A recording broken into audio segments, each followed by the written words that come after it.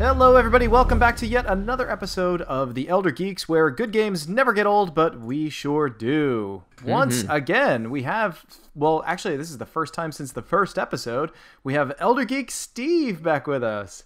Hey guys, how's it going? Good.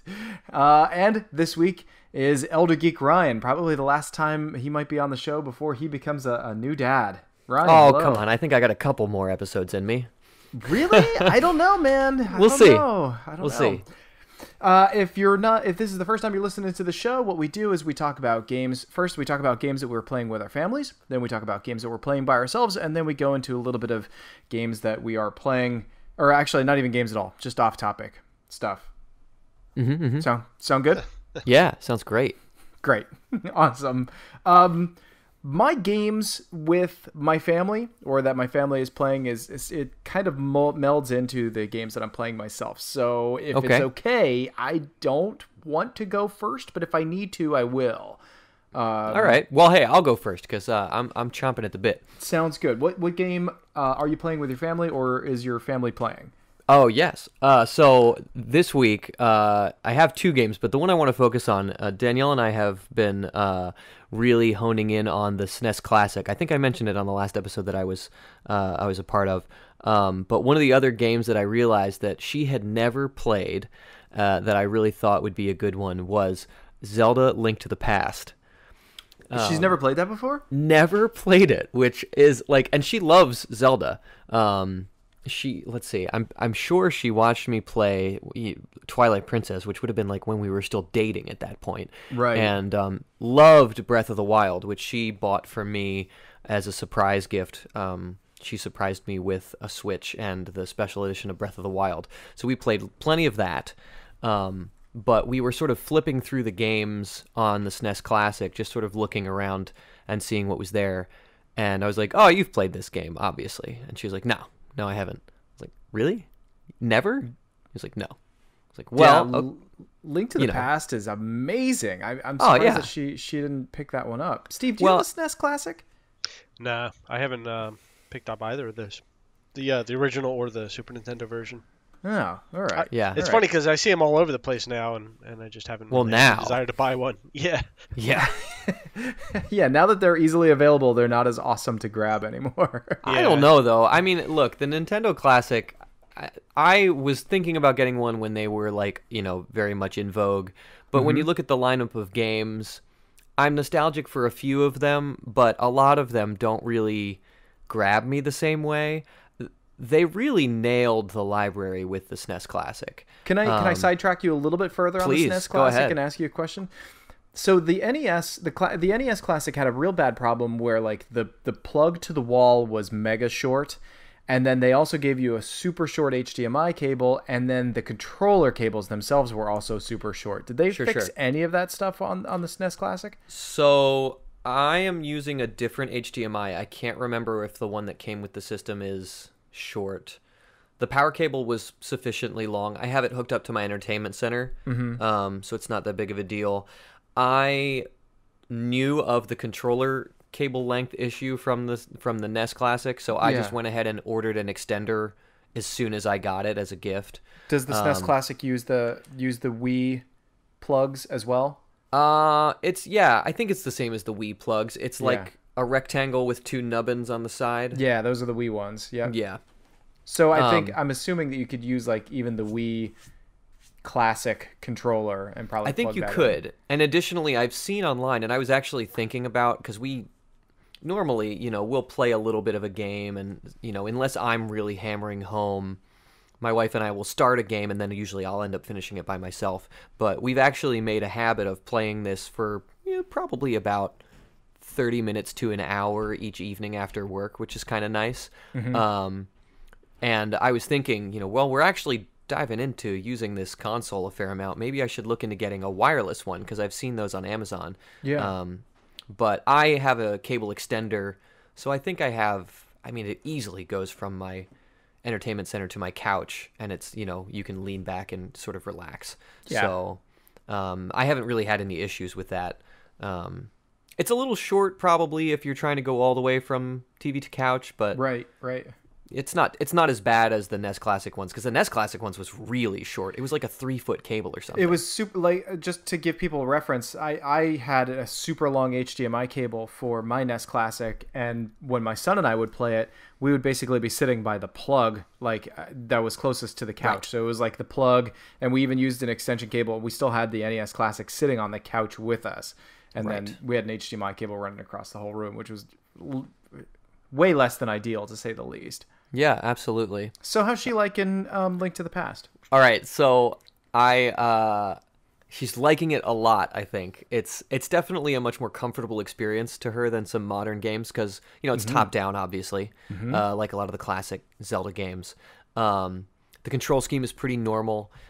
The one thing, there's some antiquities kind of about the control scheme that sort of tripped her up a little bit at first. You can't swing your sword and change directions at the same time. So right. if she went into panic mode and sort of just started spamming sword really quick, it wouldn't let her turn. So then sometimes she'd get stuck inside a guy and die just by virtue of the fact she couldn't, navigate those two buttons. Sure. But she actually, picked it up pretty quick, figured that out. And it's funny because even though I've completed Link to the Past, probably half a dozen times, still certain parts of it I don't remember what exactly to do. So I had her holding the controller for a good portion of what we've played so far, but sometimes she's like, well, what do I do? I have no idea, and I don't really have any idea either, because it's just been a long time. So it's been a pretty fun exploration of trying to like sort of recall what happens, but also she's sort of poking at different sides of the puzzle to see what she can figure out. So it's been a lot of fun, and obviously the game really holds up, which is, it's incredible how well it holds up. It does. The only hints that the game gives is when you're in when you look at the maps, it'll give you hints, and the hint is just like a blinking location of like either the pendants or the locations of the sage crystals. Right. And that's it. Beyond that, it really doesn't give you any hints as to where you need to go next and how to do it.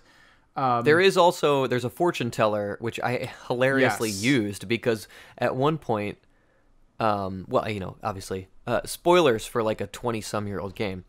After you get the 3 pendants, it prompts you to go back to the Hyrule Castle, but it doesn't really tell you where to go. And so she was wandering around, and it's not that huge of a map. So she went up to the balcony, and there's like an electrified door, and I wasn't remembering, and I was just sort of kind of like casually watching her play and watching her explore the space. And I was like, well, there's that fortune teller. You can go ask him what to do. And it didn't really, it kind of just pointed us back in the same direction until we realized you'd literally just swing your sword at the door, and it like makes the electrified fence go away. It's like, fine. But yeah, so we've gotten through the 3 pendants, picked up the Master Sword, and we are just finished with the first temple of 7. Okay. Or however many there are. Yeah. So it's good. I mean, I think we're gonna push through. My wife gets a little. Neither of us are horror genre people. But she is especially sensitive. So some of it is a little bit. Some of the pixel art is like not grotesque as in like Saw, but grotesque as in a Baroque painting. Yep, I get you. I know exactly what you mean. And so she, some of it is a little like unnerving. Like the boss of the first temple is the giant, like lizard with the mask on.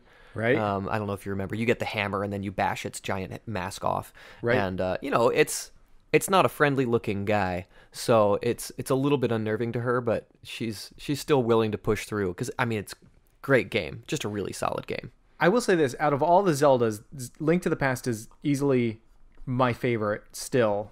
And then I think Breath of the Wild is a quick second afterwards. Yeah.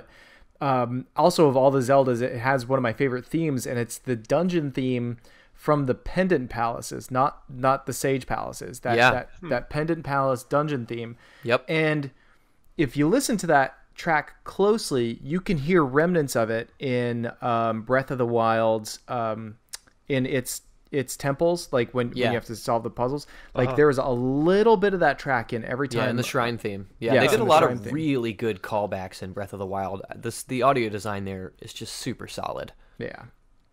I'm definitely a Link's Awakening guy myself, but Link to the Past is just a classic. Go ahead, Steve. I was going to suggest that you should that track you mentioned, you should put it in the show notes. Yes. Oh, I definitely will. I definitely will. Yeah. It's good stuff. I think one of my favorite things about that game is, and not many people really give it credit for this, is Link to the Past was the one that set Zelda on its formula that lasted for decades. All the way up until Breath of the Wild, all Zelda games followed Link to the Past's formula. Everybody always kind of credited, Zelda 64 or Ocarina, whichever you want to call it, but Link to the Past did it first. Yeah. I think the difference, what Ocarina kind of kicked off was that big long intro before the game starts thing. Yeah, sure. That kind of plagued Zelda titles after that for a while. Oh my gosh! With Twilight Princess getting to the point where I was like, when do I get to play the game? Yeah. These creepy anime children and bulls are bothering me. Right. Yeah, it's so interesting. It didn't bother me at the time, Twilight Princess, but looking back on it, you're like, oh yeah, this was a really weird addition to the series. Super strange intro to that one. I never finished that. That's one of the few Zelda games that I started and never finished. It was fine. Yeah. The end of it was good. Yeah. I didn't even play Skyward Sword, unfortunately. That's the only one I missed. Now, here's kind of a question. I guess after we wrap this up, we can shift over to Steve. Would you guys consider Link to the Past a Metroidvania? Because it sort of follows all the same rules of a Metroidvania.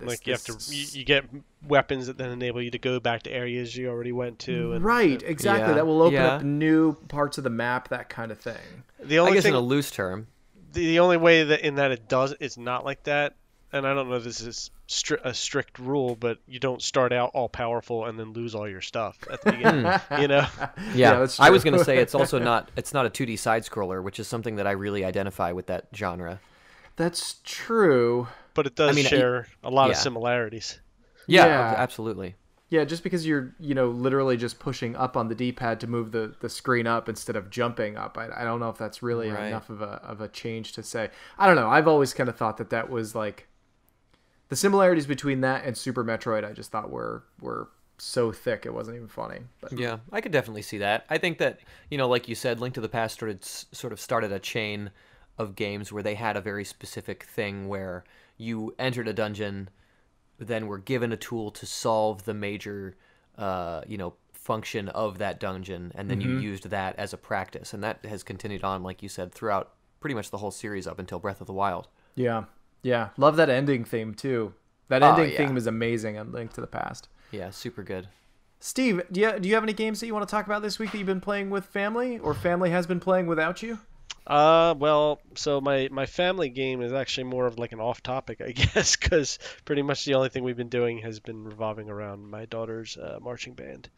So yes, okay. So that has been fantastic. I'm probably sounding a little. I'm just tired, but it is actually been great. So that's been the game we've been playing. My wife and I are like band parents now, and we're going to all the competitions and football oh my gosh, games. I have so many opinions about this. I want to hear everything. Well, she's playing flute. She's a freshman. Great. And playing flute, and they're doing a whole show this year. Well, they do one every year. Sure. This high school. They've had, however, 17 years of championships, I think, or something like that. So awesome. Pretty good program. And what's the lineup of tunes? This year they're doing like a whole Christmas show. Very cool. Which is interesting. So I can't name some of the songs because sure. But they're like mixed in with Let It Snow, and then they do You Want to Build a Snowman from Frozen. Wow. But then they mix in these more like classical pieces as well. Sure. Which kind of interesting hearing a marching band play that. It's cool though. Very cool. Yeah. No, that's really awesome. That's fantastic, man. And gosh, that's so much driving around and waiting. It is. I'm assuming. Yes, it is. Yeah. So video games have kind of taken a bit of a backseat in the house over the last. I guess probably since the last time I was on here, maybe. Yeah. Because that was kind of when right after that things kind of kicked into gear. Yeah. I mean, sitting in the bus waiting for the competition to end is perfect time for Switch time. Yeah, I know. Yeah, she hasn't been taking the Switch out much. I know my daughter who plays games has been playing a bit of Splatoon 2 when she is home.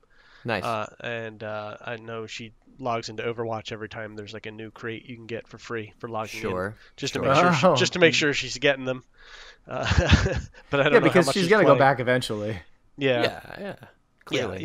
Yeah. So she likes to make sure she collects all the things during the timed events. But Awesome. other than that, not a whole lot. I had said on the last podcast I was on that I didn't want to come on here and just talk about World of Warcraft because that's pretty much all I've been playing. Are you still playing that? Yeah. I've still been playing.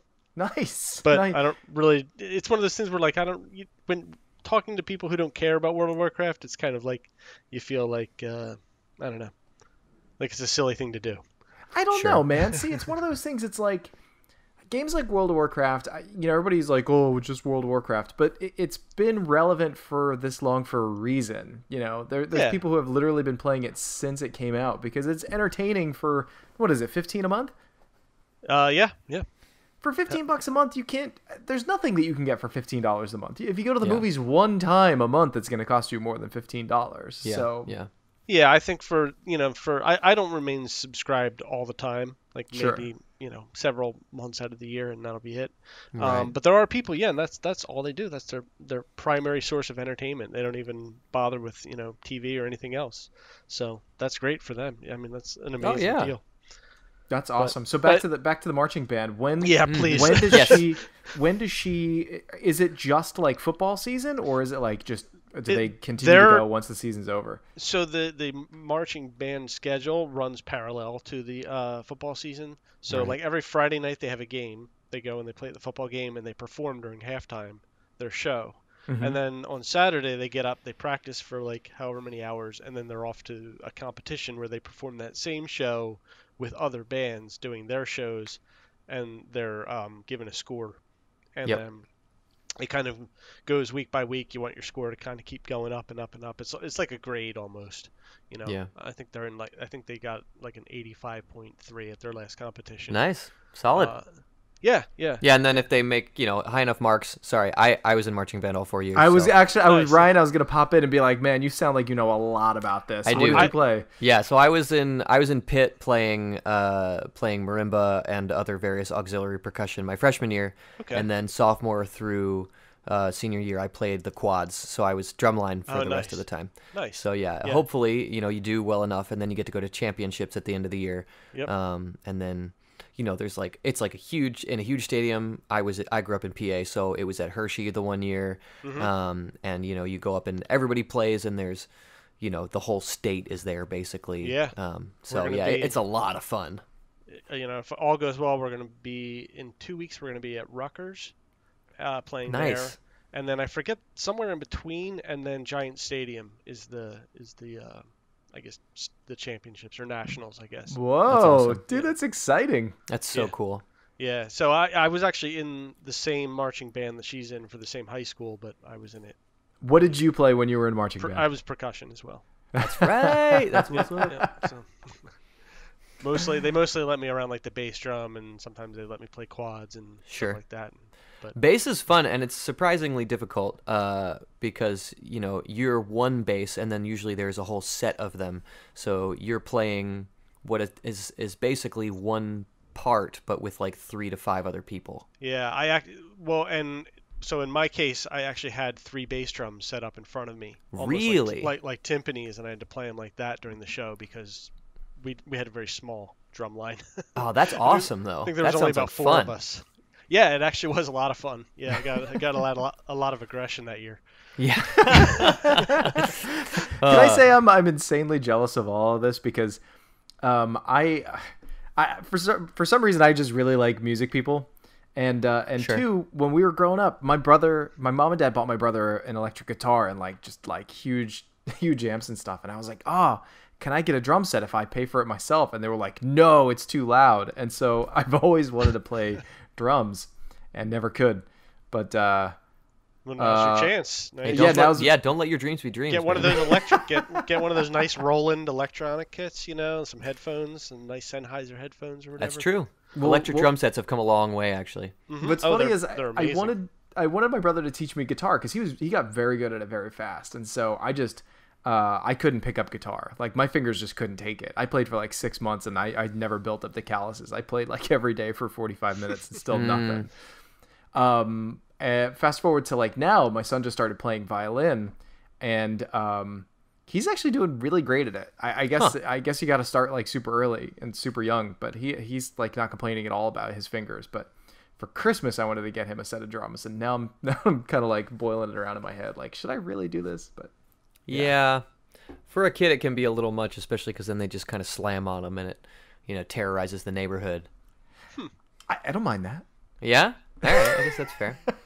Electric drums, though, like I remember, I was in a couple bands growing up, and a buddy of mine had for that time period a pretty nice set of electric drums, and it was nice because you could just throw on some headphones, and really it made less noise than like a Rock Band set, if you can remember those. Yeah. So nowadays they're even better. The pressure control is way better, and you can do a lot of fun stuff. Yeah, they are pretty amazing. Sometimes if I'm in like a Sam Ash or a Guitar Center, I like to just go over and play on them. Oh yeah. Yeah. Until the guy kind of gives me a dirty look, and then I you saunter off. Yeah. Sorry, sir. I look on Craigslist quite a bit for deals on things. I think I was just looking online for just like a music stand for him, and people were asking an insane amount of money for just used music stands. Like that's all it is, just a piece of metal that you hold your book on.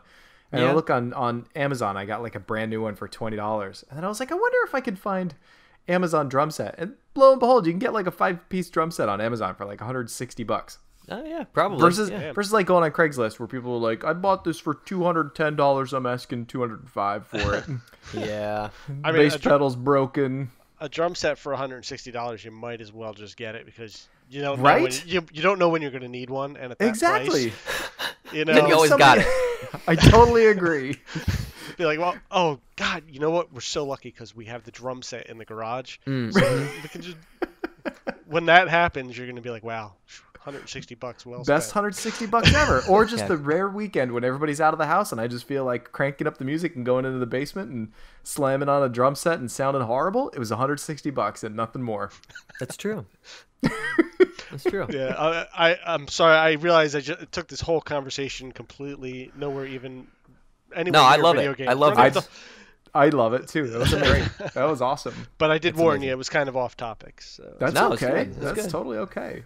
I guess I'll go next. Last week I talked about how I tried an Oculus Rift at my nephew's birthday party. They had it like at a VR arcade where like, had it set up and there was like six, I don't remember if they were Oculus Rifts or if they were HTC Vives or whatever, but basically they had them set up and I tried Beat Saber and I really liked it. And my wife and I were talking because we had just over the summer we celebrated our 10th anniversary, and the two of us are absolutely horrible about giving gifts for each other. And so I was like, you know what? I said I would probably play an Oculus Rift. I was like, I don't know if I'd play it all the time, but it was really cool, and there's enough games out for it now. I was like, why not one of those? And she said, yep, go for it. Great. And so I didn't even hesitate. I ran right to Amazon and clicked the order button. And I love it. And this is why it kind of goes into the family time. We both love it. That's awesome. We play Beat Saber like crazy, and if you're not aware of what Beat Saber is, it's a rhythm game where flying boxes come at you with directional arrows on top, and you basically have to swipe these lightsabers. You have a red lightsaber and a blue lightsaber, and you have to swipe through the boxes to the rhythm of the song. And you've got to do it in the direction of the box as well. And the game alone is still quote unquote in early access. It comes with 10 tracks and they're really great tracks. I don't think there's a bad song in the bunch, but of course modders have already stepped in and they've started adding licensed tracks, unofficially licensed tracks, but they've also been making levels themselves, and they've actually made it super easy to download and install. So some of the licensed tracks through this modding system are literally some of the most fun I've had with games this entire year, like without a doubt. Wow. Yeah, so like I immediately, obviously, with Beat Saber, you think is it mostly Star Wars genre music? Or... No. It's like EDM stuff. Ooh, or okay. electronic, so it's really, high energy, electronic sounding stuff. So just classic DDR kind of thing. Yes, yeah, classic DDR kind of music. But some of the non-licensed stuff, like people have put Toto's Africa online, a bunch of Queen songs, a couple of Gorillaz tracks, Daft Punk music, a bunch of other stuff that I'm obviously not remembering. I think somebody even put like You're Welcome from the Moana soundtrack on there, and they sound like lightsaber stuff. And the Super Mario Brothers theme, the DuckTales theme song, just a bunch of stuff. Now, what's funny is some of these modded tracks, some of these tracks that people have created are better than what the developer himself have made. And of course, there's obviously some duds as well that you're just like, what were these people thinking? My arms don't go that way, Right. But if you happen to be in the vicinity of a VR system and they have Beat Saber, do not hesitate to try it. It's amazing. So I've seen your house. I'd be interested to know what your setup is and where. Like, what kind of space are we talking here? It's in my office. I actually pulled my desk back a little bit closer to the windows in my office. So the playable area is in between my desk and the television on the wall. Right. So it's roughly I want to say like 7 by 8 foot space. All right. That's not bad. Yeah, it's pretty good. And it's a dedicated space, or do you kind of just move desks and things as need be? No, for now it's dedicated. Yeah, that's kind of. But I think if we ever had anybody come over to like play it, I'd probably set it up in the basement where they would have just like a ton of space and not have to worry about like bumping into stuff. My wife and I, when we're playing, we know what's kind of there, and we know to not bump into stuff that's there. Right. The neat thing is when you actually have the Oculus on, you set up boundaries. Before you even play anything, you draw a boundary with the sensor remote controls that you hold with your hands. So it knows where you want your boundaries to be. So if you get close to that, this artificial wall shows up in the game that you're playing. Almost like a Tron-like wall will like highlight that you've touched the edge. So you know to kind of keep your hands away from what might be some delicate items in your living space. I like that. Yeah. Couple of things I wish I knew before going into getting a Rift. I wear glasses. Both of you guys know that, but some of the listeners might not. I wear glasses, and as much as people will tell you online that it's quote unquote possible to use a Rift while wearing glasses, that's baloney. It's do not wear glasses with a headset, because one, countless reports of people scratching them online, and two, even if your glasses fit within the the space, it's so uncomfortable. It's completely uncomfortable. So if you can't wear contact lenses, or you don't have good enough eye vision without glasses, do not do a VR headset. Just don't. I really wish that there was more ways for people with glasses to be able to do it. There's third-party sellers out there that will actually sell you lenses. Like, you can send in your script and they'll print you some glasses that you can actually slide over the Oculus lenses. That's interesting. Yeah, you can get them for like $75 or so, which isn't bad, but I prefer to put in just my contacts and play. Right. And two, I didn't realize how bad my motion sickness would be playing some first-person VR games. Beat Saber is not so bad because you're not moving in the game. The blocks come to you. But there's some other games where you're walking in the game. I played Fallout 4 VR for maybe a couple of hours. And man, that motion sickness just, it hit me so hard. I think I was motion sick for literally days afterwards. And it's all because you're moving forward in the game. Your peripheral vision is saying that you're moving forward. Your forward vision is saying you're moving forward, but your body is saying that you're standing still. And it's just instant stomach churning if you're not used to it. To kind of combat that, VR games, a lot of them, like the one game that my wife and I have been playing a lot is called Robo Recall. You teleport instead of walking, which sounds like it would be more jarring, but surprisingly it's not. Like when you when it flashes white on screen and you're suddenly somewhere else, you get zero motion sickness from that. I have no idea why, but that's the way it works. Yeah. That game looked interesting to me, actually, Robo Recall. I think I saw a video, like a trailer of it. It's kind of an interesting Like I was going to ask actually about that game if it was teleporting like that or if it was on rails, because it almost looks like an old school like on rails shooter. It's like kind of like an arcade on rail shooter, but you need to teleport around to get to your new locations. So if you felt like you were more at advantage standing on top of a car, you can teleport on top of the car. If you feel like you want to be behind the car, you can obviously do that. And what's neat is when you teleport, you can not only say where you're going to go, but you can use the thumbstick and point which way you're going to be facing when you get there as well. So so you can sort of mentally say, okay, when I get there, I'm going to be facing that way. And it's way, way less jarring than making your character walk forward and get to that spot. Right. Robo Recall is this game. I want to bring up the actual stats for it because I had never heard of it before. Yeah. And Steve, have you heard of this? Only in that I've heard Randy talk about it in the past. I was really impressed with the trailer, to be frank. I wasn't expecting it to be as cool looking as it turned out to be. So Robo Recall is this game created by Epic. So it was made by Epic specifically for VR, and it was released last March, so in March of 2017. And it is this arcade shooter where you just shoot a bunch of robots. It's I guess set in the future where AI is a thing, and basically all these robots run amok, and it's your job to just shoot them.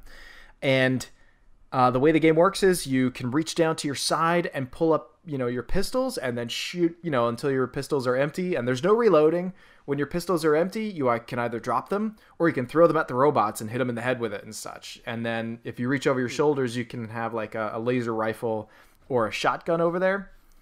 And the neat part is if you throw your weapons at the robots, not only does it damage them, but it automatically reloads that gun as well. So if you're like, I really need that gun again real fast, you can just grab it again out of the air and shoot the robots again. Yeah. You can grab bullets out of the air and throw it back at the robots. You can pick up the robots, rip off their heads, and throw their pieces at other robots. It's absolute mayhem, and it's ridiculously fun. Super arcadey, and it's perfect for this VR experience because another thing I didn't know about VR is, man, it gets hot and fast. Like 20 minutes and your face is just sweating buckets. So another check mark against games like Skyrim VR. And I know people love Skyrim VR and I know people love Fallout VR, but like those 100-hour games, there's no way I could see somebody playing that on VR that long, Yeah. Yeah, it's got to be kind of taxing, especially like you said, motion sickness notwithstanding, you're moving around a lot, and I didn't think about the sweating. That's a lot. Oh, well, with that mask right on your face, you heat up so much. Much. Yeah. But I can say this, like when somebody's playing, the other person can sit and look at the computer monitor and see what the other person is seeing on the computer monitor. And in that case, like these single player games have turned into almost like co-op games. Like my wife and I are playing them together. So I'll be like, oh, there's a robot on your right. And she turns and shoots the robot on the right. She's totally addicted to Robo Recall, by the way. That's awesome. So it's a ton of fun. Like I have to admit, this was definitely one of the best purchases I think I've done this year in terms of gaming, Cool. If I didn't get anything else besides Beat Saber and Robo Recall, I'd be okay. Yeah. Oh, and what's funny is, so Robo Recall, I was looking at all these best of lists. I was like, what should I get for my Oculus now that I have it? And all these best of lists were showing Robo Recall. And I was like, yeah. And I looked up and it was like, oh, it's $20. I really don't know if I want to spend $20. Now that I just spent $400, I really don't know if I want to spend 20 more. I was going to ask about the cost of entry there, because I know at least at the beginning with Oculus, it was pretty steep. $400. Yeah, $400. It comes with the goggles, 2 controllers, and then 2 sensors that you set up in your room. And then it also comes with free games. And then as I was looking at the library that I own, lo and behold, Robo Recall actually came with my Oculus. I didn't know it because the game that they were sort of advertising as the big game that came with it is this Marvel game. The Marvel game is absolute garbage. Oh. We played it both once and we were like, nah, never again. Don't need it. It's a shame. Yeah, Robo Recall and Beat Saber, man. Those are my 2 games. Those are my games that I'm playing both solo and with my wife. We love them both. I feel like I've already got my money's worth out of the VR. If it broke tomorrow, obviously I'd be sad, but I feel like I got my money's worth out of it. How is it with the the cables and stuff? Are there a ton of cables? It is a USB 3.0 hog. So every sensor, so both sensors use up a USB 3.0. Mm-hmm. The actual headset uses a USB 3.0, and the headset also uses an HDMI cable as well. So you need an extra HDMI out on your video card. Okay. They are coming out with a newer version of Oculus called the Oculus Go, which is obviously not as powerful as a dedicated computer running it, but hopefully that is going to combat the, cables kind of running everywhere problem. Right. Yeah, I don't know. I mean, you could obviously buy extension cables so you have a little bit more elbow room, but so far it's not so bad. Yeah, that and the motion sickness have kind of been the two hurdles for me as far as getting into VR. I should say the next time you come over, you should try it, and you should try like a teleportation type game like Robo Recall and see if it's something that you dig. And that obviously, sounds pretty fun. Beat Saber, you don't move at all. Like you step side to side and that's okay. But it's the ones where you like make it walk. It's the only thing I could say the equivalent of is being like if you stood still and then somebody moved the treadmill for you and you're just like, brr. Cool. Yeah, I feel like I'd be much more apt to try it in a home setting because the only times I've ever seen VR, I've never had a chance to try it, was in a convention, and I've watched enough people fall over on showroom floors that I'm not too keen. And I'm not lying. The first couple of days, I was experiencing motion sickness for hours after playing it. But I will say this about games like Fallout 4, which I put hundreds of hours into Fallout 4. Playing it in VR gave me an entirely new respect for the game and the developers who made it, because suddenly it went from this 3D game that you're seeing on a screen to this 3D environment that you're actually in. And suddenly everything you're noticing in a whole new detail that you just never did before because it appears as a actual 3D object in front of you. The guns become so much more interesting looking and just the interior design of all these places. You could probably just stand in the space and look around and just go, yo, somebody made all this. This is incredible. Yeah, totally. Does the VR version of the game, or maybe I wonder if there's a mod that would exist that would do this, that would just kind of let you kind of remove all the enemies and everything from the world and let you just from kind of Fallout? Explore? Yeah, just to let you explore. The cool part about Fallout 4 is it runs mostly on the same engine as Fallout 4 Vanilla. So whatever mods run on Fallout 4 Vanilla will likely run on the Fallout 4 VR version as well. You just have to kind of copy it from a Fallout 4 folder and put it into the Fallout 4 VR folders in the right places. So you can mod the crap out of it. Yeah, cool. I'm sure there are people out there who have removed all enemies from the game. Yeah, it would be interesting just to kind of explore that world, like you were saying, and kind of look at all those details without kind of worrying about anything. Yeah, it's running up on you or having to do quests and stuff. Because there's like console commands you can do in Bethesda games, I gave myself like infinite carry space because there was one thing I was like, I'm not going to run back to my base while I'm playing a VR game. I'm not going to worry about inventory management. So I gave myself like a bajillion, rounds of ammo and like nearly infinite carry space. And, man, I just loved firing my gun off and then watching the gun reload from like various angles. It was super cool, Yeah, that's really awesome. Yeah. So those are my games for this week. Love it. Yeah. Steve or Ryan, do you guys have a game that you guys wanted to talk about for what you played personally? I can mention one real quick because it just kind of came back out on Steam again. Well, actually, it came to Steam for the first time. It was out, I guess, over the summer, last spring. It's called Ring of Elysium. It is very much a PUBG clone. Really? It's actually made by Tencent, the company that owns part of Bluehole and blah blah blah. Okay. And it's pretty much has the same like when you play it in third person, it feels a lot like PUBG in the way you move and everything, but everything is kind of, because it was made for Asia, it has this kind of like very generic look to all the characters, and everything just looks like it's like stock Unreal Engine assets, but it plays really good and it's free. So awesome. I'm thinking, we got the three of us here, and I think we need to get the band back together and get out. Yeah. Start squatting up again, because it's got kind of the tight tactical feel that PUBG had, that like games like Fortnite and like Realm Royale and the other ones that kind of came didn't really kind of have as Right, much. right. But it's also not as kind of stringent about that as PUBG is, I guess. Have you dipped your toe back into PUBG lately? I haven't played in quite a while. I was gonna say, I was curious if either of you knew what the state that game was in at the moment. I just, from what I follow, it sounds like they're still having a lot of the same problems with like network lag and desync and stuff like that. And to its credit, Ring of Elysium, being a free game, does not really seem to have any of those issues. It did, because when it was out in beta last year, developed by Tencent, and you had to install a VPN to just even download it and install it and then play it, because it was Asia servers only. So obviously there was a ton of desync for people in America or Europe or whatever connecting to play. Now that it's on Steam and they've got servers somewhere over here, I don't know where, but there's none of those issues. It's nice and smooth.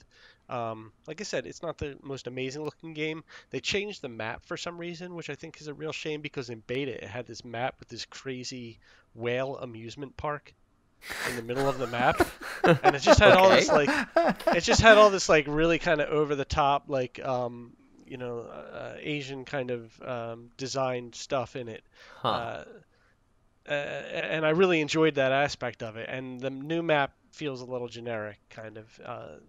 It's fine, but it just doesn't have one of the things character. I really have to give Fortnite credit for, I've barely played any at all, but I see things from various gaming subreddits and stuff. I have to give them credit. They mix up the map on a fairly consistent basis, but with things that seemingly have to do with some sort of lore through thread. That's like a really interesting way to keep some sort of forward trajectory on your game that is mostly just a round by round game. I know PUBG has added a couple maps. I did play the desert map a fair amount. I think that they made a third, like a jungle map or something. Yeah. And I didn't get to play any of that, but it doesn't have quite the same amount of pull for me to come back. Yep, I hear you. They just announced a snow map too for PUBG. I mean, I would play. I think it's just really we got to get the band back together. You have to have people to play with to really make it happen. So yeah. Well, I think that's the other thing. Not to roll it back, but like when my wife and I have been playing the VR stuff, we've been playing for 20 minutes tops a night. Sure. And it feels like we had a good gaming session and then that's it. Feels good. Yeah. Yeah, my wife and I, when we were playing Zelda, it's like we play for like 45 minutes and we're like, whoa, wow, I got to take a break. And then I look at my watch and I'm like, hydrate. Wait, what? Well, because I'm, back in the day, you sit down for 6 hours in a blink of an eye, but now all of a sudden you're like, oh, like half an hour, it's a pretty good long session. I'm happy. Yeah. Steve, so this game is free, but what do they have, like microtransactions for like skins and crap? Yeah, they have like some sort of in-game currency that you earn, and just for even logging into the game every day, and then you can get stuff with that. But I think the items are temporary. I just turn my brain off to all that crap anymore, because some of the most fun games I've played, like World of Tanks, has like 6 different currencies in it, and I have no idea what you do with any of them. I've probably played 60 hours of World of Tanks, and I have absolutely no idea what any of the currencies do in that game. And that's kind of how this is too. It's just like these free games, they just have, and I guess you could spend real money on it, but I mean, if you just want to play a quick, fun battle royale game. It also has a kind of a neat take on the circle mechanic. It doesn't actually have a circle. It's actually it's a little closer to what that Radical Heights, the Cliffy B battle royale game, the way it handled the map shrinking, where it's kind of like sectors of the map become uninhabitable until eventually you're closed into one area. So it's the same general mechanic, but they just kind of approach it slightly differently, and Interesting. Makes it a little. In a way, it almost makes it a little more predictable in Ring of Elysium, where than the circle itself. But that's not necessarily a bad thing, though. Yeah, it's still fun. It's a good experience if you don't want to buy PUBG, and sure. If you want to play PUBG without lag, then but you don't want to be like building stuff, then Ring of Elysium might be worth your time. Yeah, there you go. I will give PUBG a nice little compliment. I made money playing PUBG. Like, I paid whatever it was for it, but then through selling like the the tchotchkes that you open up in the boxes and stuff, like I sold all that stuff. I didn't need any of that. It's not real. It didn't change the game at all for me. Yeah. I wonder if that's still like a thing. I don't know. I remember there were people paying just ungodly amounts of money for, the silliest stuff in that for jackets, game. man. It's all about the jackets. For jackets. Yeah, that's what I had, like a jacket, and I was like, oh, okay, yep. Made my money back on this game. Yeah, $35 for this duster. Yeah. Don't eat it. It's good stuff. Oh, well. Yeah, well, Something. Oh, never mind. I'm not going to finish that sentence. That's fine. Ryan, what are you playing? What are you playing solo? All right. So this is a little bit solo and a little bit other, I suppose. I think I may have mentioned in buying a house, I've moved cross country. So I have gamer friends all over this great America now, with whom I play various different things. A quick shout out to a friend of mine in the Midwest. We'll give some generics. With whom I always used to play games, and namely, we always used to play Minecraft together because it was very easy. Bunch of guys get together on a server, you can kind of hang out. Somebody would host or pay for a server, and we just set up a thing and do wacky stuff in Minecraft. Sure. We've all, I haven't talked to him in months, probably near a year, but he hit me up on Discord a couple weeks ago and said, "Hey, I just want to let you know we started up a server, and here's the address." And I actually... Are you back in Minecraft again? I'm back in Minecraft, but okay, stay with me. That's fantastic. Stay with me. No, it's exciting, man. But I had to reinstall it because he's running a mod that you can only do through the Twitch launcher that they now have. Have you heard of this? You know about this thing? Okay. Yep. So it's called FTB, which is Feed the Beast. Yeah. Okay. And it's basically, there are sets now of mods because there's thousands of mods for Minecraft nowadays. And so the one I think that they wanted to include that was like the most important was Galacticraft, which allows you to build rockets and go to space, which is cool. But they have just these huge packages now that you can download en masse, and then it like has a bunch of different quality of life mods and other, just random crap. And so he was like, yeah, we're running this pack, download this and log on. And so he and our two other friends have a lot more free time than I do right now. So I was like an ape wandering into like a 23rd century metropolis because I like logged on for the first time and there was just a mansion in front of me. And like all sorts of machinery and like, stuff I didn't even understand. Because one of our friends is living in East Germany right now, and really not working very hard for the money that he's making, which is good for him. So it leaves him a lot of time. I think he said that he spent like a week basically just building things in Minecraft for like 12 to 14 hours a day. Oh my. Yeah. So I was only like a week and a half or 2 weeks behind them, but they had already advanced, far further than I could have imagined. So I took a day to sort of wander around in this beautiful world they had created. And I was playing with my friend in Germany. Because the nice thing is with having people in multiple time zones that somebody's always online. So I was playing at sort of an odd hour, but it was normal hours for him. But yeah, it's interesting because there's a lot more mechanics both in vanilla Minecraft now and also in all of these crazy mods. Again, like you were saying with Fallout, there's all sorts of mods that you can install. So it was a lot of fun. I learned how to like smelt some metals into like liquid and then cast them into things. There's like oxygen and different kinds of plants you can grow and all kinds of crops. It's pretty interesting, I gotta say. I recently wanted to fire Minecraft back up because apparently the Windows 10 version has a VR mode. Oh. And I thought it would be kind of a fun one to show my son.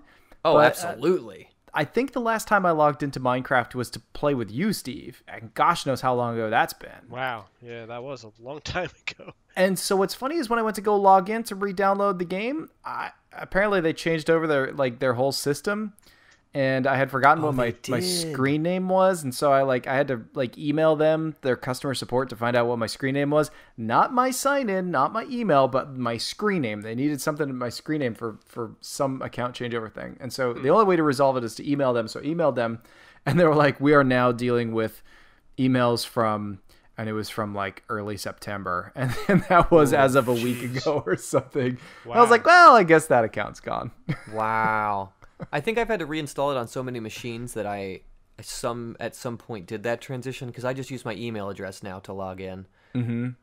Yeah, I'm hoping that's what will end up being when this hopefully transition is over. But I have to say the Twitch launcher is pretty intuitive once you get it installed and set up. So I was pretty happy with that. Interesting. Yeah. Interesting. Then you just boot it up. It loads up like Discord or like any other, just external application like that. Yeah. And, you just navigate to the right window, click Minecraft, and it goes. With Feed the Beast, it is interesting because it's a solid 60 seconds of boot time because it has to load in all the assets from all the different mods. Yeah. But it is pretty interesting. I need to find time to actually dig in. The problem with Minecraft, man, is that it really needs your time, and I don't have a ton of it right now to play. Yeah. So I can sort of dip my toe in, and fortunately, I have nigh infinite resources, despite the fact it's a survival server. But I just built myself some medium high tier gear of whatever mod, and just sort of ran around until I died a few times, and then I was like, all right, I'm good. Nice. But yeah, there's some fun stuff in there. I've seen some YouTube, some Let's Plays of various things you can do. I would like to build myself a rocket and go to the moon, because I think that just seems sort of fun. I'm jealous. Like I said, I want to play Minecraft again. But I mean, you install it, man. We'll make a little server. I'll host it. We'll go to the moon. We'll make it happen. Sounds good. All right, well let's bring it back to Earth, and I guess we could probably start wrapping things up. Let's do some off topic. Sure. And then we'll call it an evening. Steve, do you have any off topics now that we talked about drum corps? Yeah, well, we've been really into Westworld lately, so that's been fun. We kind of, I ate crow on the first season a little bit because I was not really sure if I liked it throughout most of the season, and then at the end it all came together. I loved it, thought it was awesome. We just marathoned through the second season a couple weeks ago and liked it so much that we went back and rewatched the whole first season right after that. So yeah, we're kind of way into that right now. I'm kind of jonesing for another season, but I guess it's going to be a while. Westworld season 1 was one of my favorite things on TV. And I'm excited for season 2. I don't have HBO, so I haven't seen it yet. I'm going to be one of those lame people that will rent it on Blu-ray when it comes out. So I am excited. Yeah. I'm even more excited because I remember when I was talking about season 1 and about how much I loved it, you were like, I really didn't love it. And now that you're loving season 2, now I'm extra excited. Yeah. Very good. Very good. Cool. Ryan, what about you, man? All right, well, I'll continue the the video media trend here. My wife and I don't have traditional TV of any kind actually in our house, but I do a fair amount of digital streaming viewing. I'm gonna give a shout out to a different giant YouTube conglomerate. I'm a big follower and fan of Rooster Teeth Productions and a lot of the stuff that they do. I guess the most famous thing that they were known for and started with was the Machinima series Red vs. Blue. Did either of you guys watch that back in the aughts? Yeah. I own DVDs of the... Yeah, me too. So I have been a big fan of theirs for many, many years, and I still keep up with most of their stuff. They came out with a new sort of a test series. I subscribe. I'm a subscriber of their content, so I watch a lot of their videos on their website. And they started a new series that they're calling Hardcore Tabletop. And I don't know what the overarching idea of the series is, except that they're playing board games and making it the stakes higher in some way. I guess that's how I would summarize it. And the first 8 episodes, I think, have already aired. I think that's how many it was. And it's that they're playing Monopoly, a giant like bespoke Monopoly board that has like, custom pieces and all of that noise. But the sort of the hook of the series is that they're playing with real money. Oh. So they have, it's like 20,500 and change dollars if real money in a briefcase. Get out of here. They deal out all of the players real money, and they play the entire game with real money. And like in addition, the Rooster Teeth now is much more of a big production company than they were 12 years ago, 15 years ago, or whatever. So they have a budget. So they have a whole soundstage that they play the game on, which includes a real jail cell for people when they're in jail. And they have like a judge for the rule with a rule book, and they make it a whole thing. That's wild.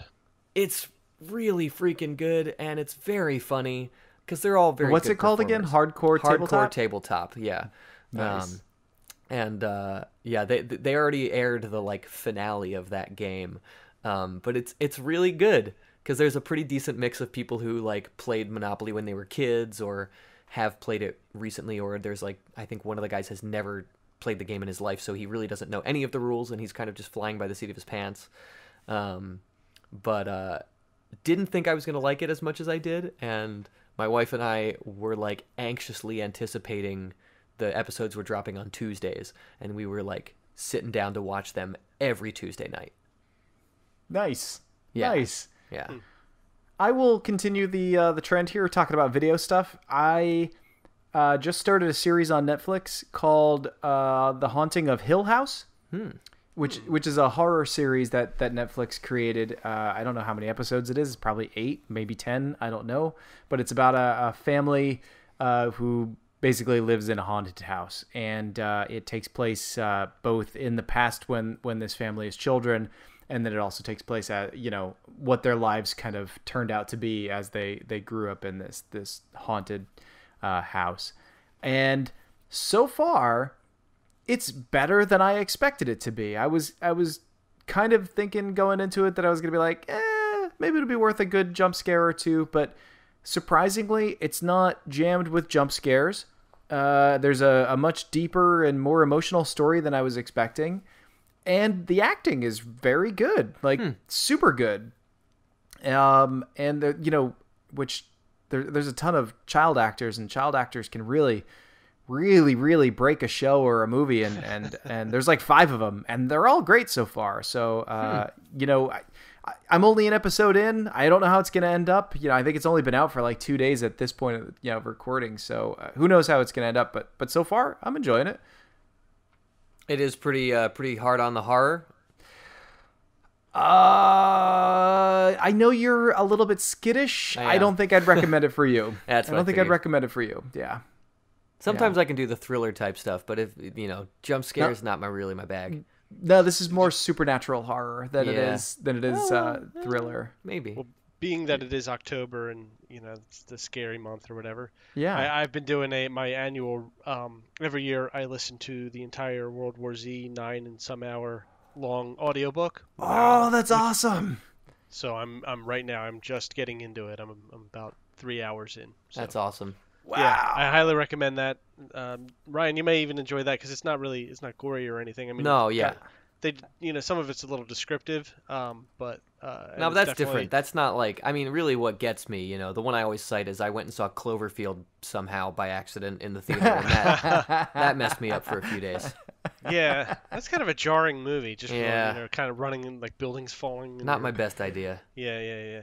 But no, this is great. I highly recommend it. Not one for the kids. Right. If the kids are in the car, you don't want to be. It does have some language.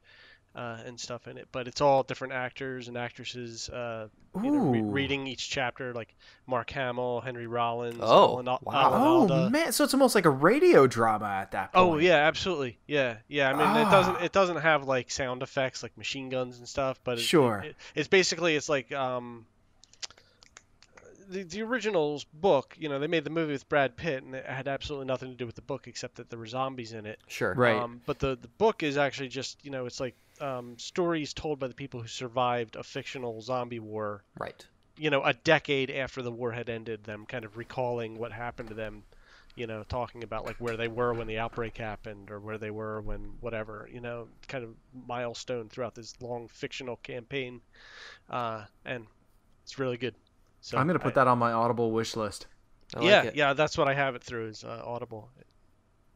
Yeah, good audio narration can really change a book, Yeah. Yeah, it's really cool. And it's just a fun story, I know zombies have kind of been done to death, but this is an older piece of fiction from kind of before all that.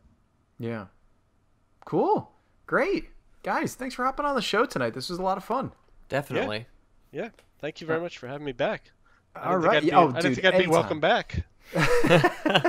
Anytime. We're one step closer to getting the band back together, guys. That's right. That's right.